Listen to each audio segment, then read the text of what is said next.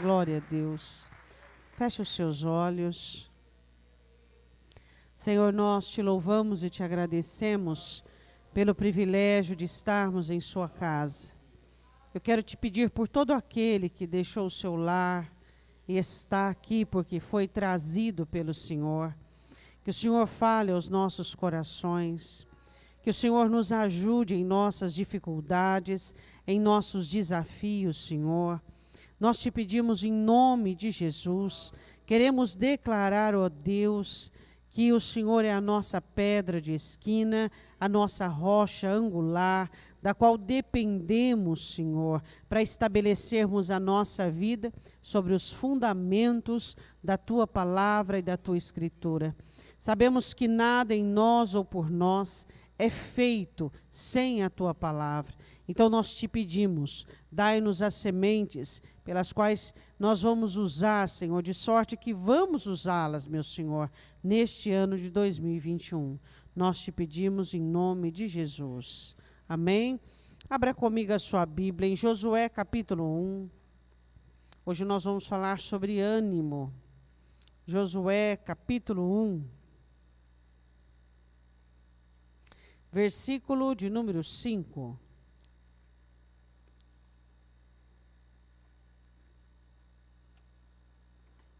Amém?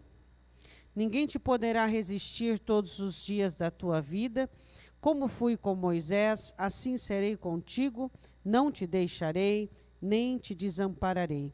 Esforça-te e tem bom ânimo, porque tu farás a este povo herdar a terra que eu jurei aos seus pais que lhes daria. Então somente esforça-te e tem bom ânimo, para teres o cuidado de fazer conforme a toda a lei que meu servo Moisés te ordenou. Dela não te desvie, nem para a direita, nem para a esquerda, para que prudentemente te conduzas por onde quer que andares. Não se aparte da tua boca o livro desta lei, antes medita nele de dia e de noite, para que tenhas cuidado de fazer conforme a tudo quanto nele está escrito, porque então farás prosperar o teu caminho e serás bem-sucedido. Não te mandei eu?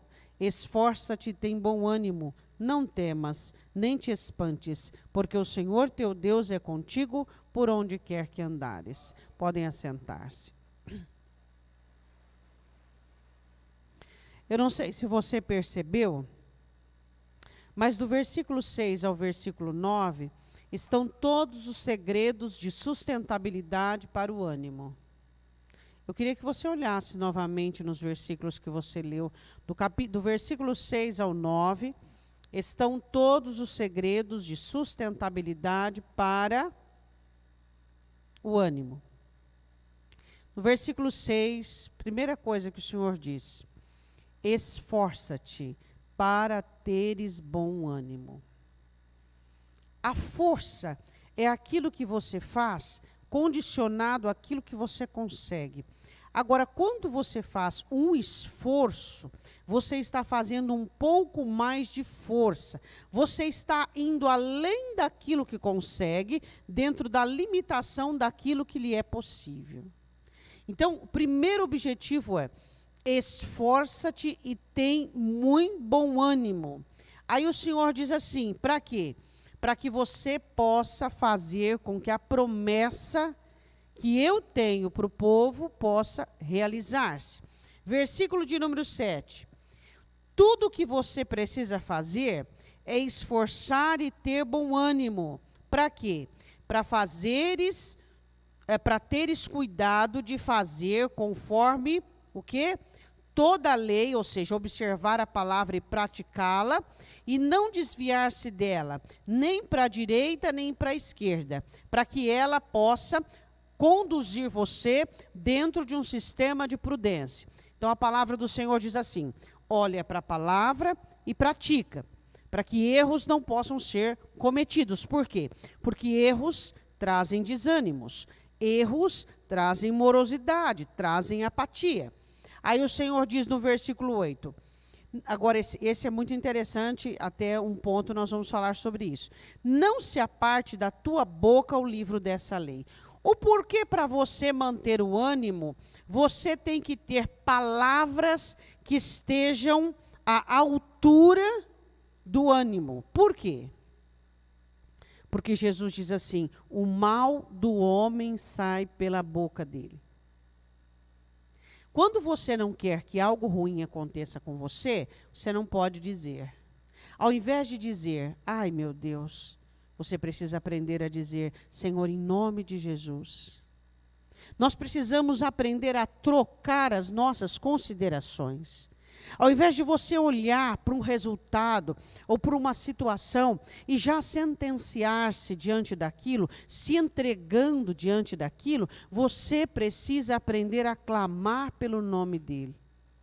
Se nós fôssemos um pouco mais cuidadosos, zelosos, inspecionássemos mais as palavras que saem da nossa boca, nós perceberíamos que nós estamos fabricando desilusões, sustentando problemas, derrubando as nossas bancas. Por quê? Porque, na maioria das vezes, tanto as nossas conclusões quanto as nossas considerações são com teores negativos. Você já parou para perceber isso? Como o ser humano tem uma inclinação para jogar tudo para o âmbito negativo. Agora eu vou dizer uma coisa para você. Se o Senhor Jesus disse que o mal sai de dentro da sua boca e o bem também. Se você solta uma palavra negativa, quem vai usar essa palavra negativa? Jesus Cristo ou o diabo? Então, se você sabe que as palavras com conotações miseráveis, negativas, são combustíveis para Satanás trabalhar contra a sua vida, o porquê que você continua dizendo? Essa é a grande questão. Isso não vai dar em nada. Ai, meu Deus, agora já foi. Quantos dialetos? Você pode ver. Os nossos dialetos brasileiros, eles são muito mais pejorativos do que de ânimo. Então, quando você olha para algo, ao invés de você dar uma expressão negativa, uma conotação negativa, ao invés de você dar uma opinião contrária, se você não tem condições de falar algo favorável, o que você tem que fazer? Você tem que silenciar. Se você, no momento, não tem combustão para falar algo favorável, algo como uma palavra que seja profética, que seja animadora, o que você faz? Você tranca a boca. Por quê? Porque se você falar algo ruim sobre algo que não está bom, ou que está em cima do muro, ou que já é determinantemente ruim, você vai piorar a situação. Então, o que nós precisamos aprender é aquilo que o Senhor diz a Josué. Diz assim, não se aparte da tua boca o livro dessa lei. Aí o Senhor continua dizendo, ele diz assim, qual é a próxima parte do versículo? O que o Senhor diz? Medita nele quando? De dia e de noite. Por que a importância, o que é meditar? Diga para o seu irmão, se você está sentado perto do seu cônjuge aí, diga para ele o que é meditar. É forçar o coração a acreditar no que você pensa. É pensar emocionalmente. Meditar não é pensar simplesmente. Pensar você pensa. Meditar é você ter algo aqui e aqui. Os dois numa congruência, concomitante ao mesmo tempo, fazendo uma aliança, gerando a combustão para a vontade. Quando você pensa uma coisa ruim e sente ao mesmo tempo, vai gerar o quê? Vontade. Quando você pensa algo bom e sente algo bom, vai gerar o quê? A vontade. Então, a meditação é você aprender a pensar na palavra e pregar para o próprio coração aquela palavra, fazendo o coração acreditar e condicionando você emocionalmente, gerando o resultado que é a vontade para você praticar. Medita na palavra de dia e de noite. Agora, se você vem para a igreja e escuta a palavra, e se você ora por outra, lê a Bíblia, mas o seu coração não está aprendendo a ter a congruência e a aliança com os pensamentos, você certamente não conseguirá fazer o que você sabe. Por isso que o Senhor não diz para Josué, Josué pensa na palavra dia e noite. Não. Josué fala da palavra dia e noite. Não.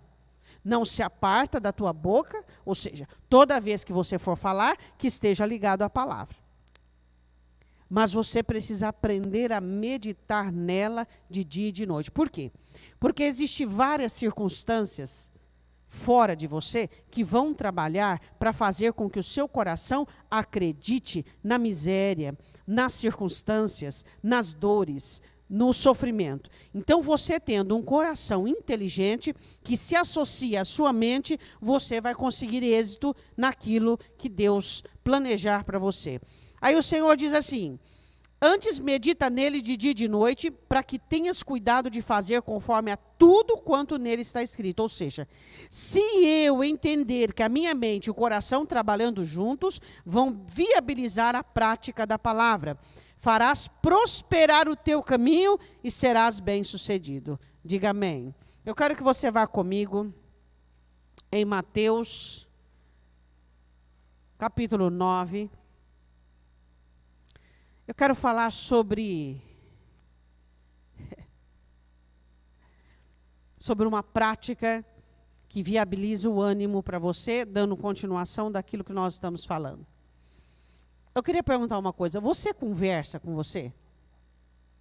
Não estou falando de falar sozinho, ou de não. Eu estou falando assim, daquilo que nós falamos esses dias, sobre o sacrifício de Abraão, onde você está dividido, e você fala com você. Você se exorta, você se examina, você se repreende. Assim como o salmista Davi fazia, por exemplo, no Salmo 42. Por que te abates, ó minha alma? E por que te perturbas dentro de mim? Espera em Deus, pois eu ainda o louvarei. Ele conversava com a própria alma, dizendo, não se abata, confia no Senhor. A importância de você gerar um diálogo consigo mesmo assertivo. Um diálogo onde você norteia a sua vida. Onde você não precise que as outras pessoas estejam por aqui para poder te alertar. Quando o apóstolo Paulo diz, examinai a vocês mesmos, para ver se vocês permanecem na fé. Ele estava nos orientando que nós deveríamos olhar para nós como segunda pessoa. Bom, será que eu gostaria de conviver com alguém como eu? Você gostaria de conviver com alguém como você? Gostaria? Você gostaria que alguém como você fizesse as coisas que você faz? Como seria a sua vida se você convivesse com alguém com os seus comentários, com a sua fala, com a sua maneira de responder as coisas? Vocês saíam rolando assim, ó? Precisava chamar a polícia para poder apartar vocês? Então, a grande questão é, o que você precisa entender?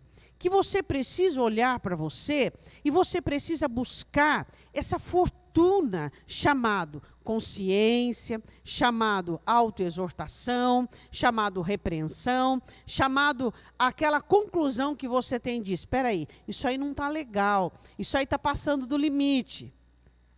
Isso aqui, eu não posso mais abusar nisso aqui. Só que você precisa entender que para você mudar um hábito, não adianta você apenas decidir. Por quê?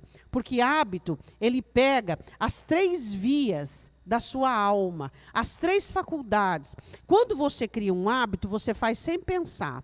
O hábito, ele acumula-se no seu pensamento, no seu sentimento e na sua vontade. Então, você não perde um hábito só porque você quer largar. Não, você perde um hábito quando você insiste em praticar o contrário. Você nunca vai perder um hábito tipo assim, eu vou parar de fazer isso, eu vou parar. Não, você vai tropeçar 1, 2, 3, 4 vezes, 5 vezes, até você ficar com vergonha de tanto errar e começar a planejar fazer ao contrário. Aí você vai conseguir deixar de um hábito, mas do contrário você não consegue.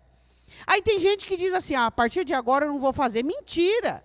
Você tem que dizer, a partir de agora eu vou construir um hábito contrário a esse. Se eu tenho o hábito de murmurar, eu vou começar primeiro a fechar minha boca. É óbvio que eu não vou conseguir fechá-la de uma só vez. Por quê? Diga assim, toda pessoa que gosta de murmurar, existe a partir disso. Faz parte da sua existência. É a maneira dela se colocar diante da sociedade que ela vive. Seja família, seja amigos ou seja igreja. Toda pessoa que murmura, ela não murmura porque ela quer. Ela não murmura porque ela planeja. Eu vou ser uma pessoa chata. Eu vou ser uma pessoa murmuradora. Eu vou trazer para a minha vida maldição. Não. Ela não faz isso porque ela quer. É por quê? Porque ela é um amontoado de complexos, ela é um amontoado de questões negativas, e ela precisa falar daquilo que sente para que as pessoas possam ter ela em evidência. É só por isso. Os murmuradores não fazem isso porque são planejadores, só que assim, que bom, pastor, então tá bom, tá vendo? Eu murmuro, então eu vou continuar murmurando. Só que é o seguinte, não é porque você sabe a sua causa que você não vai lutar contra a doença.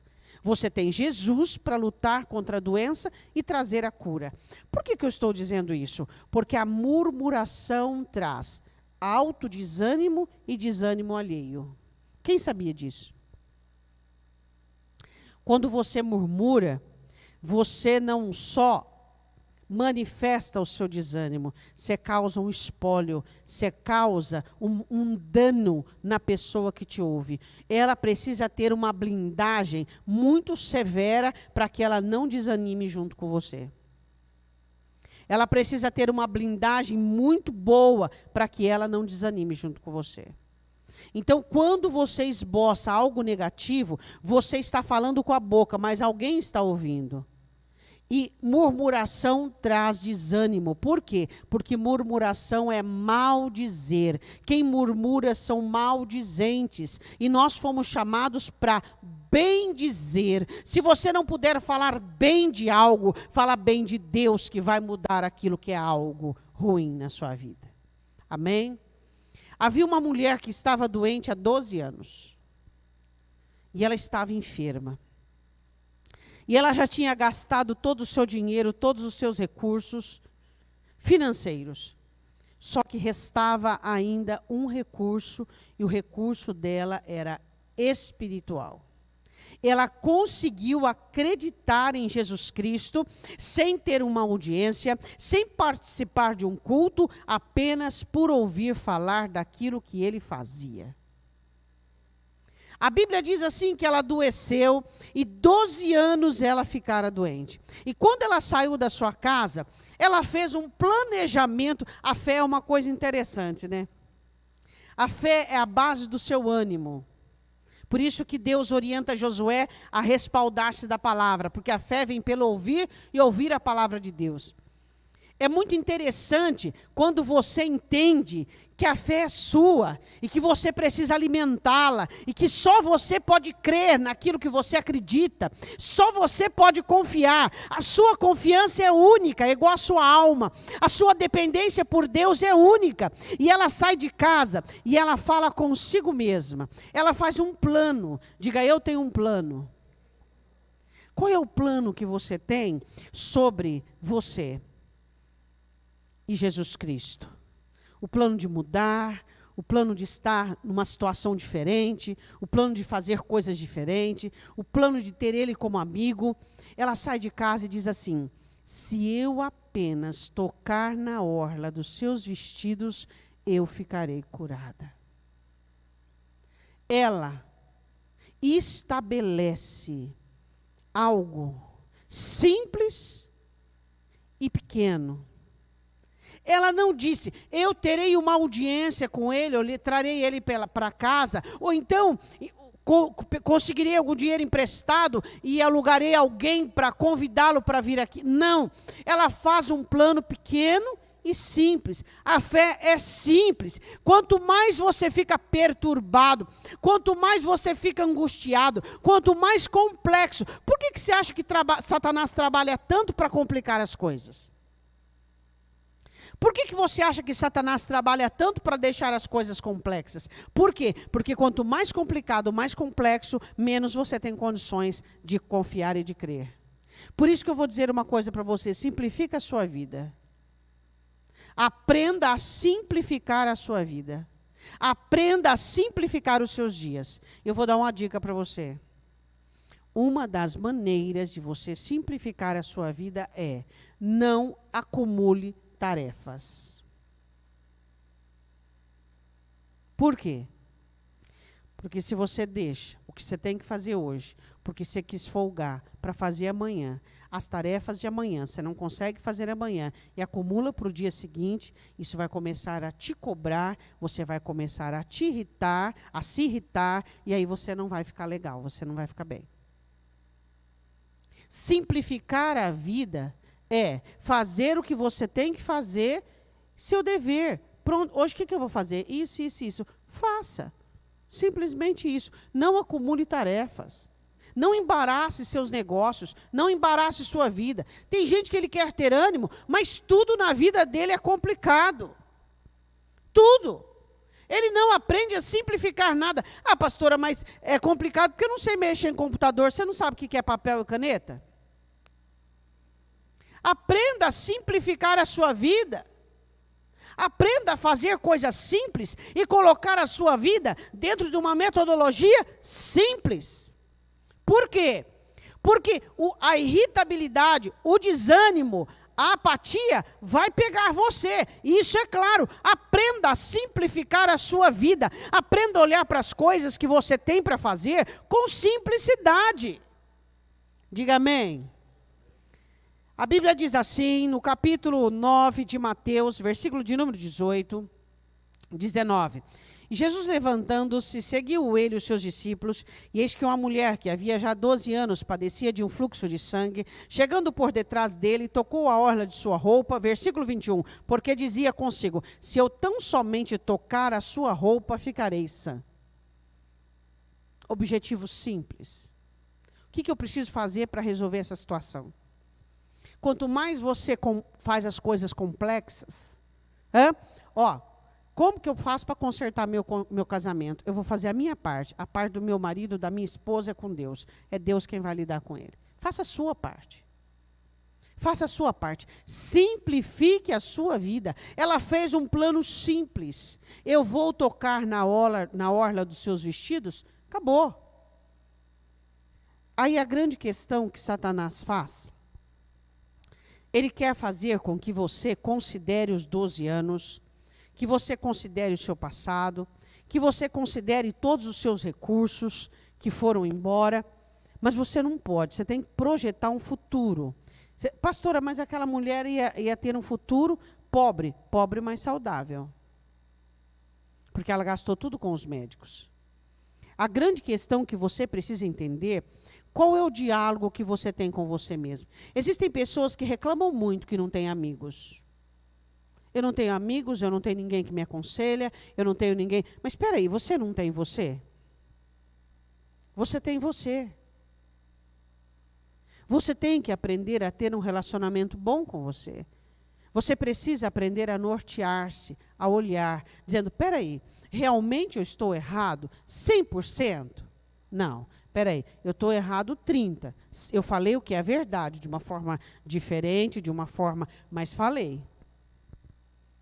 Não, estou errado 100%. Aí se culpa, desanima, fica apático. Não, peraí.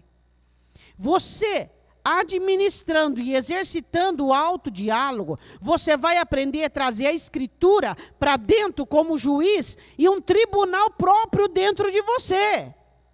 A Bíblia diz assim, no versículo de número 22, e Jesus, voltando-se, vendo-a, disse: tem bom ânimo, filha. A tua fé te salvou. Imediatamente a mulher ficou sã. Tem bom ânimo, filha. A tua fé te salvou.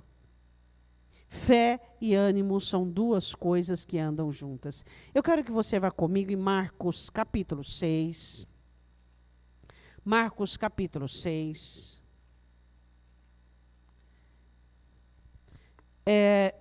Todos nós queremos a mesa farta, todos nós queremos multiplicação de pães e peixes em todo o tempo.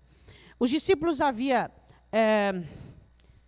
contemplado a multiplicação de peixes. Se você observar no capítulo 6, a Bíblia diz assim, que haviam 5 pães e 2 peixes. E Jesus os colocou assentados, divididos, e então repartiram tudo aquilo de 100 em 100, de 50 em 50.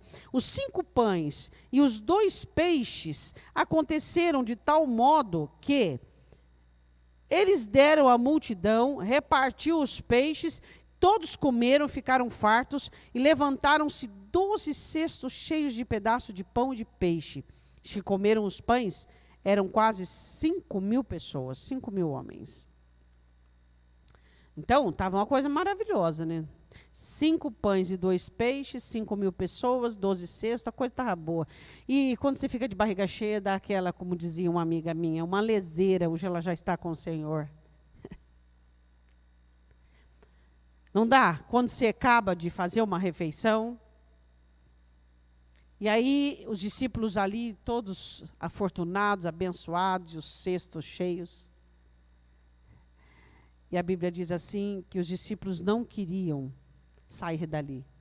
E a Bíblia diz assim, no versículo de número 45, e logo obrigou os seus discípulos a subir para o barco e passar adiante para o outro lado, a Betsaida, enquanto ele despedia a multidão. Por quê? Os discípulos queriam ficar ali. Quem é que não quer ficar diante da mesa? Jesus estava mandando os discípulos de encontro a uma tempestade. Só por questão de treinamento.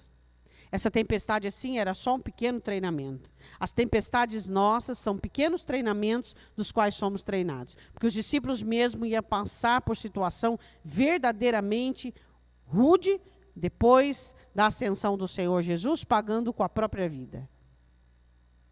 Mas eles estavam ali tranquilos e sossegados, e eles entraram, foram obrigados a entrar no barco. Quantas vezes o Senhor tem que te obrigar a entrar em barcos? Sabe, irmãos, eu vou dizer uma coisa para você. Enquanto você não entrar em situações de verdade, elas não vão mudar. Não adianta você dizer, Senhor, abençoa ali, Senhor, faça ali, Senhor, muda ali. Pastora, mas se eu entrar na situação, eu não vou dar conta. Dá, porque você não está sozinho. Existem pessoas que elas querem salvar o seu relacionamento e o seu casamento, mas realmente elas não estão dentro, elas não pagam o preço, elas não vão sofrer a dificuldade. Está ruim, mas é seu.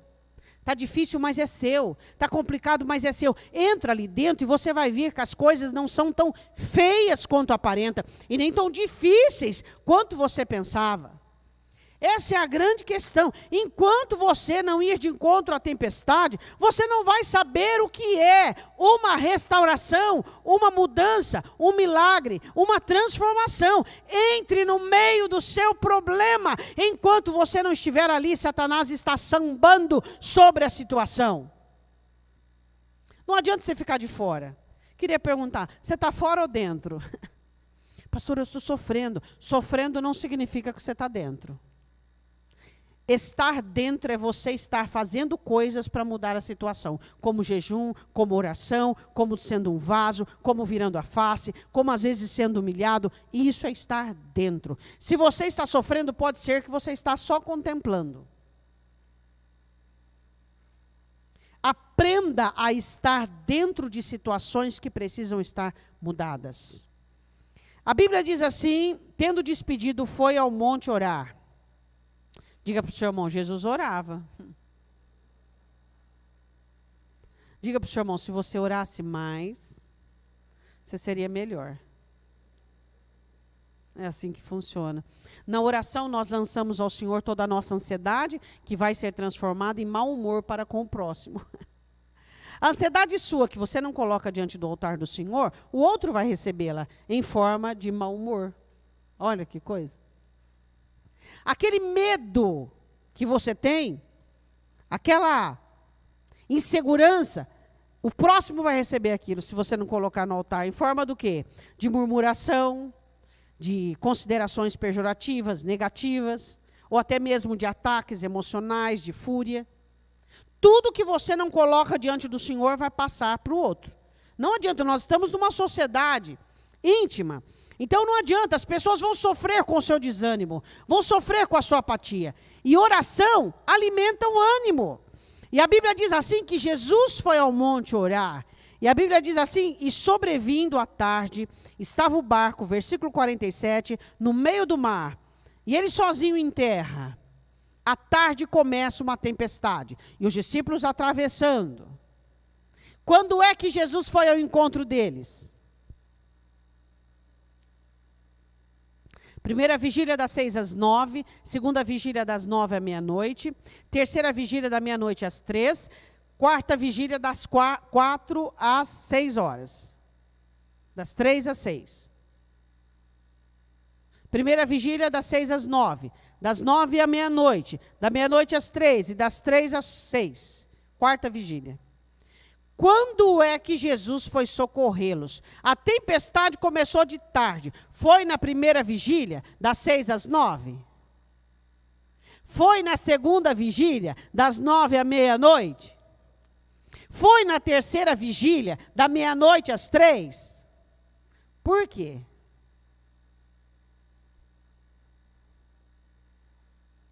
Por que que o socorro do Senhor não vem nas primeiras 3 vigílias iniciantes da sua vida?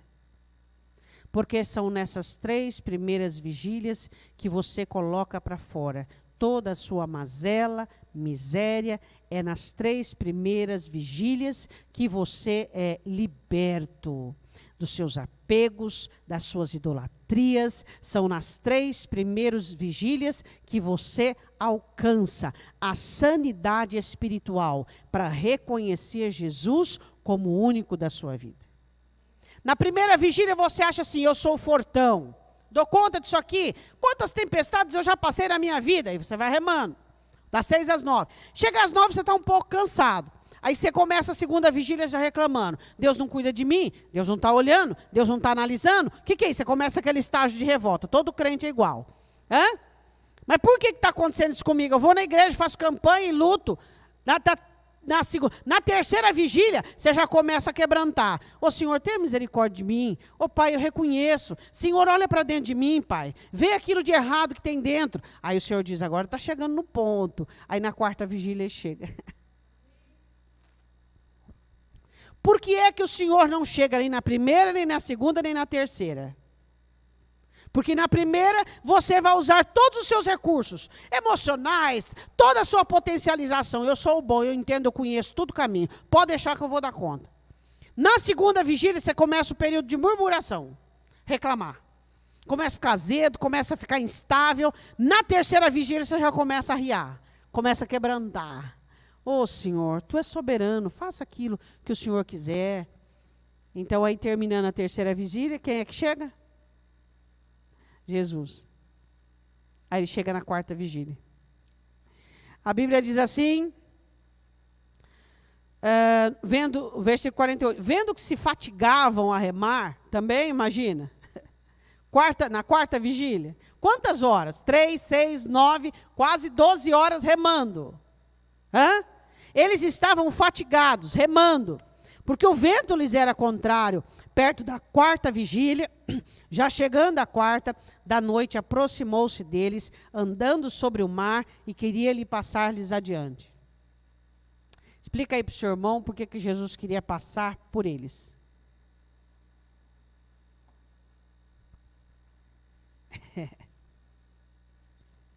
Eles iam afogar? Não. O barco ia virar? Não. Eles tinham condições de crer, de confiar, de fazer uma oração ali?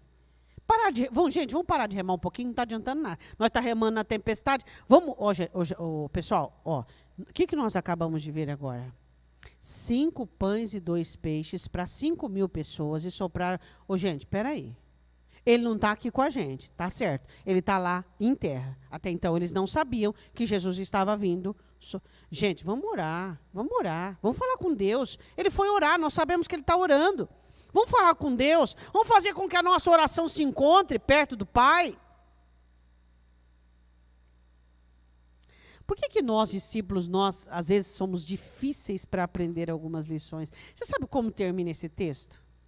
Porque eles não tinham compreendido o milagre dos pães. O coração deles estava endurecido. Barriga cheia, coração endurecido. Será que tem que ser assim conosco? Hã? Barriga cheia, coração endurecido. Abençoado, coração endurecido. E a Bíblia diz assim, versículo 49, mas quando eles o viram andar sobre o mar, cuidaram que era um fantasma e deram grandes gritos. No meio do mar, naquela penumbra, um vulto branco, começaram a gritar, um fantasma, é um fantasma. Aí eu pergunto para você, sempre quando eu vejo essa passagem interessante, Marcos não fala sobre Pedro, ele pula essa parte, mas eu vou perguntar uma coisa para você. O medo deles agora não eram mais da tempestade, agora era de um fantasma, é isso que eu estou entendendo? Significa que quando você vê Jesus no meio do seu problema, nem identificá-lo você consegue. Ele está mexendo, ele está pondo as coisas de cabeça para baixo para tentar consertar, e ele vai consertar, mas quantas vezes você não consegue entender que é ele que está trabalhando, e o seu medo parece que fica piora quando Jesus começa a trabalhar. Você confia ou não confia nele? Aí a Bíblia diz assim no 50, porque todos o viam e perturbaram-se, mas logo falou com eles e disse, minhas ovelhas ouvirão a minha voz. Quando ele abriu a boca e disse, tem bom ânimo, sou eu, não temais. As ovelhas ouvem a voz do Senhor e sabe, ele está falando comigo, às vezes até por uma jumenta. Mas ele fala com você. E você precisa identificar a voz dele e você precisa saber o que ele está falando com você. Aí como é que termina este versículo? Leia o versículo de número 52. Pois não tinham compreendido o milagre dos pães, antes o seu coração estava endurecido. Por que Marcos termina com este versículo, terminando o desfecho da situação? Por quê? Porque se eles tivessem compreendido que o Jesus que transforma 5 pães em 2 peixes, alimentando 5.000 pessoas, é capaz de ajudá-los, socorrê-los, sustentá-los e preservá-los. Se eu e você olhássemos para as multiplicações, para as bênçãos de preservação que ele fez em nós, por nós e conosco, até agora, nós teríamos fé para enfrentar qualquer tempestade. Diga amém. Não endureça seu coração, que os milagres possam orientar você. Segunda fonte de desânimo é endurecimento por falta de entendimento. Vá comigo em Marcos capítulo 10. Esse texto não podia ficar de fora.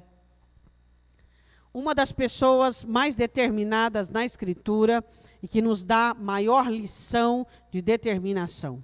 Bartimeu. Bar significa filho, Timeu é o nome do pai. Filho de Timeu. Ele era cego. E de repente Jesus começa a passar por ali. E ele ouve falar de quem era Jesus. Eu quero dizer uma coisa para você.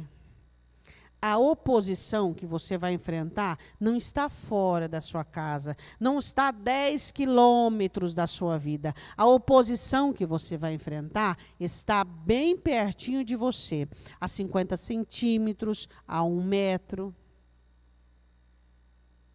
Satanás não vai fazer com que alguém do outro lado do mundo se oponha a você. Todas as oposições que você sofre, elas são bem pertinho de você. O que você faz contra as oposições? O que você faz?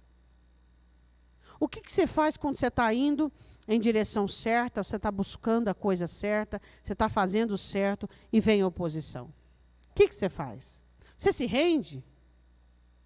Identifique se é de Deus, se é de Satanás. Se é de Satanás, resisti ao diabo e ele fugirá de vós. Sempre haverá oposição para você vir ao culto, para você orar, para você ler a Bíblia, para você ser crente. Sempre haverá tentações para você cair no pecado, para você xingar como o outro, irar-se como o outro, murmurar como o outro. As pessoas vão querer você dentro do contexto dela. Sempre haverá oposições para que você não alcance a presença de Jesus. Mas e aí? Bartimeu começa a clamar o quê? O que ele começa a clamar? Senhor, filho de Davi, tem misericórdia de mim. Ele começa a clamar. Ele estava precisando de ajuda, ele era cego. Ele precisava ser curado.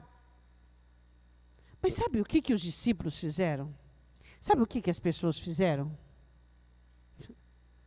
Muito fácil, né? Quem está de fora, olhar para você e dizer para você, para, não vai dar em nada, não vai acontecer, você não vai conseguir. Não é muito fácil? É muito fácil para as pessoas que estão numa situação confortável, é muito fácil para quem enxerga, dizer para você que está cego, dizendo assim, não, você não vai conseguir isso nunca. Só você sabe quanto você precisa, o que você precisa e as coisas que são necessárias para a sua vida. E você precisa entender isso, ir em busca disso. A Bíblia diz assim em Marcos capítulo 10, versículo de número 47, e ouvindo que era Jesus de Nazaré, começou a clamar e a dizer, Jesus, filho de Davi, tem misericórdia de mim. E muitos o repreendiam para que se calasse.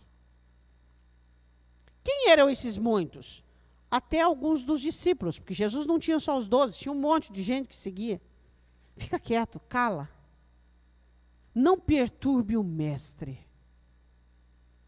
O que se opõe para você se calar? Quais são as dores? Quais são as aflições? Quais são as situações? Eu queria que você olhasse para você agora e você analisasse assim, ó, de 0 a 3, de 3 a 7, de 7 a 10. Analise o seu ânimo.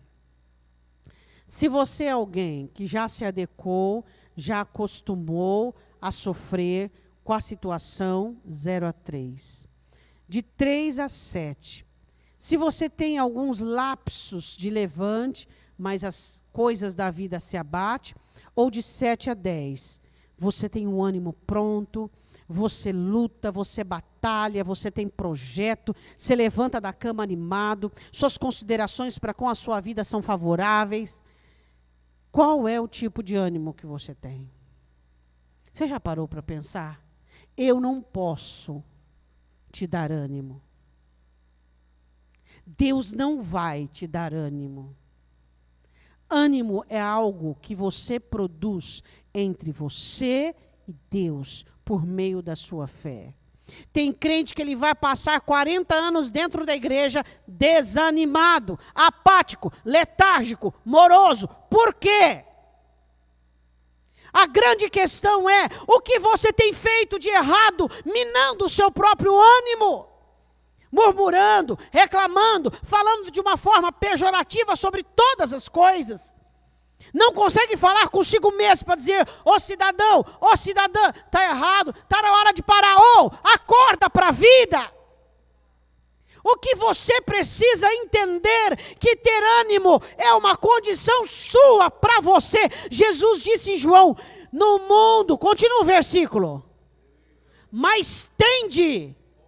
Ele não disse, eu rogarei ao Pai, e Ele vos enviará um bom ânimo, um ânimo pronto. Eu fluirei dentro de vocês como um rio de água viva, e vocês serão animados. Não, Ele disse, tende bom ânimo. Pastora, mas é que a senhora não sabe, eu só fiz más escolhas na vida. Não importa, o que importa é daqui para agora. Pastora, mas eu casei errado, não importa. A salvação é individual, a vida emocional é individual. Procure uma blindagem adequada com o Espírito Santo e vá seguir a sua vida em ânimo. Procure entender o que Deus quer para você. Deus ordena que você tenha ânimo. Pastora, mas eu tive um passado sofrido. Quem não teve? Eu desafio você a encontrar quem não teve. E aí? Hã? Deus escolhe quem não é, quem não pode, para ensiná-lo a ser e poder. Bartimeu sofre oposições, mas a Bíblia diz que ele não aceita que mandassem com que ele calasse. O que ele fez? Pergunta assim para o seu irmão, você conhece esse movimento? Que movimento que é? Lê o versículo abaixo. E ele clamava. Mas eu estou orando faz 1 ano. Não está dando certo, ora cada vez mais. Eu estou jejuando faz 2 anos. Não deu certo, jejua cada vez mais. Eu estou vivendo em santidade já faz cada vez mais. Você conhece esse movimento? Ou você conhece o outro movimento? Cada vez menos. Desanimado, prostrado, totalmente alienado. Qual é o movimento que nós conhecemos e praticamos? Cada vez mais. Por quê? Bartimeu clamava cada vez mais. Porque o que ele clamou já tinha sido. E não teve resultado.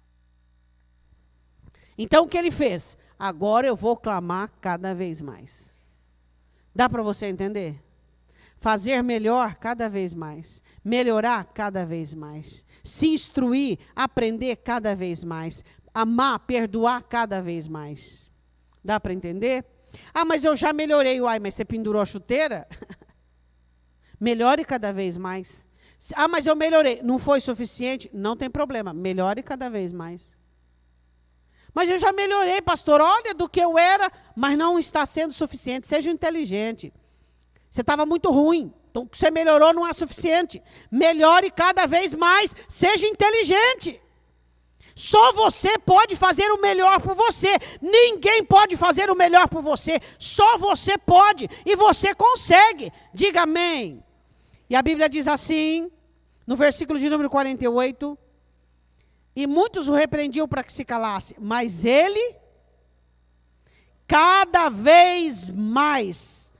E Jesus parando disse que o chamassem. E chamaram o cego dizendo, tem bom ânimo, levanta que ele te chama. Quando o Senhor chamou você, o Espírito Santo disse, tem bom ânimo, levanta-te, ele te chama.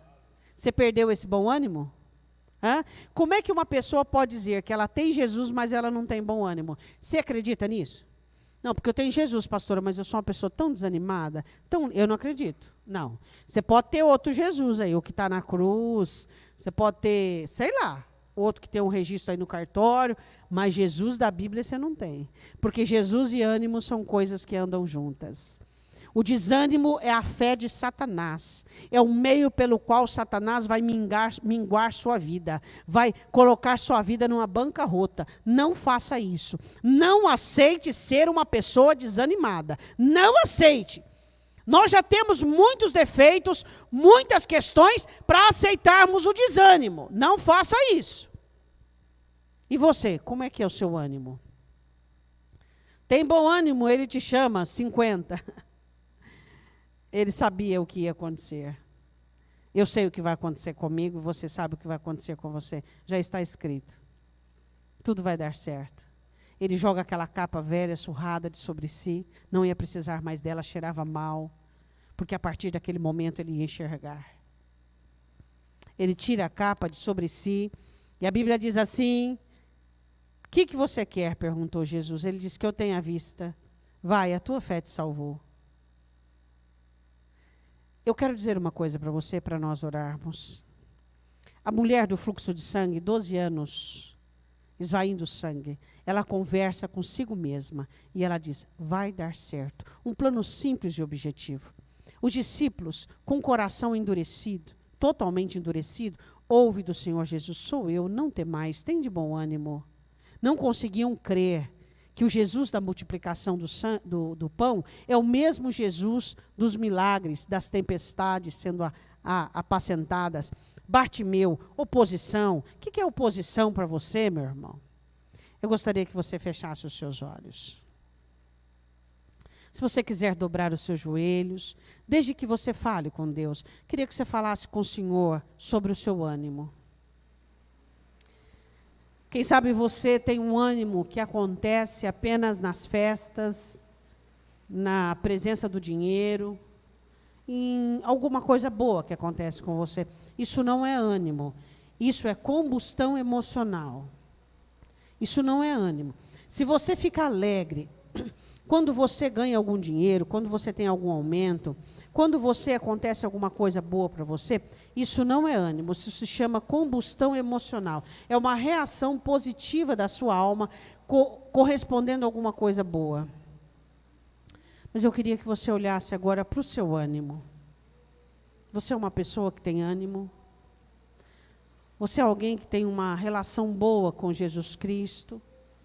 Você é alguém que tem fé? Fala para o Senhor: Senhor, eu reconheço que a falta de conhecimento, a falta de entendimento sobre os milagres do Senhor tem endurecido o meu coração e tem roubado o meu ânimo. Eu reconheço, Deus, que o tempo de sofrimento me colocou numa situação desanimadora. E eu sou uma pessoa que eu não consigo enfrentar a oposição. Fale com o Senhor, o que te desanima? Será que são críticas das pessoas que te desanimam? Será que é a ingratidão das pessoas que te desanima? Será que é a sucessão de repetição de um problema que te desanima? Será que foi um erro que alguém cometeu no passado, ou você mesmo, que te desanima? O que Satanás usa para desanimar você? O que o inimigo usa para desanimar você? Quem sabe você diz: pastor, eu nunca tive sorte. Eu quero dizer para você nessa noite que Jesus Cristo é a sua sorte. Ele é aquele que muda a sua história. Fala com Ele. Fala: Senhor, eu preciso de ânimo. Eu preciso ter fé, ter esperança. Eu quero que a minha ansiedade, a minha insegurança, que elas vão parar tudo diante do Senhor, para que eu não dê vida a elas. Quando eu não coloco a minha insegurança, a minha dor, a minha frustração diante do Senhor, eu vou dar vida a elas. Vou transformá-las em murmuração, vou transformá-las, vou desencadear tudo isso, Senhor. Eu quero que você escute essa canção e continue orando. Que em nome de Jesus, aos pés do Senhor agora fique todo desânimo, toda apatia. Se você está triste, isso tem provocado desânimo, deixa Jesus curar essa tristeza do seu coração. Oh, Babaxi. Oh, Senhor. Oh, Senhor Jesus. Ministra ânimo para o teu povo. Oh, Senhor, ministra ânimo. Oh, Espírito Santo de Deus. Dá inteligência para o teu povo, Senhor. Dá inteligência para o teu povo, Senhor.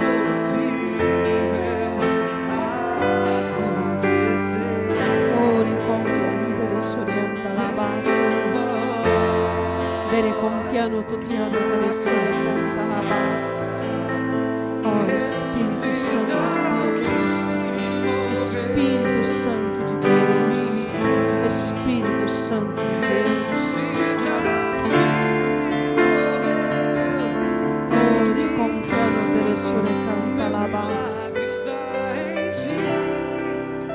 Oh, Jesus. Oh, Jesus. Oh, Jesus, nós cremos em Ti. É no Senhor que nós cremos. Oh, diga: Senhor, eu preciso de um milagre. Eu preciso. Me dê ânimo, Senhor. Me ajuda. Quem sabe você sofreu uma decepção e uma tristeza, e você abriu ali um sepulcro e depositou ali o seu ânimo. Essa noite o Senhor está abrindo esse sepulcro para que você tome o seu ânimo de volta. Quem sabe a causa do seu desânimo é de tanta frustração e decepção com as pessoas, com o ser humano. Todos os seus investimentos não deram em nada. Fala com o Senhor neste momento. Fala: nunca mais eu vou deixar alguém sequer arranhar o meu ânimo, porque eu descobri que o meu ânimo é resultado da minha fé em Ti. Diga para o Senhor neste momento: ninguém mais vai conseguir macular, arranhar o meu ânimo, nunca mais. Eu quero que você se coloque de pé. Eu quero que você cante essa canção de uma forma profética agora, em nome de Jesus. Você vai dizer: Senhor, eu preciso de um milagre. Mas eu queria que você dissesse 3 coisas que você quer que Jesus coloque um fim. 3 coisas. Diga agora 3 coisas que você quer que seja eliminado, que acabe da sua vida em nome de Jesus Cristo. Diga agora: põe um fim, Jesus. Põe um fim, Jesus. Põe um ponto final. Desarme o inimigo. Ó Deus, venha maniatar, venha tirar todos os recursos do inimigo em nome de Jesus agora. Ore canta labachurianda labas. Vem Espírito Santo, você vai levantar sua voz agora. Você vai dizer: põe um fim. Eu não suporto mais. Põe um fim, Jesus. Põe um final agora. Em nome de Jesus Cristo. Ó Espírito Santo de Deus, está subindo agora a proclamação do Evangelho, a ação profética, a palavra dos teus filhos que creem no Senhor e as sendo ligada agora aos céus. E a tua palavra diz que tudo que está ligado ao céu é feito em nome de Jesus Cristo. Diga assim: em nome de Jesus. Em nome de Jesus. Diga: o Senhor vai me dar um novo começo e eu verei a tua glória sobre os meus dias e sobre a minha vida, em nome de Jesus. Diga amém. Deus te abençoe, até amanhã, em nome de Jesus.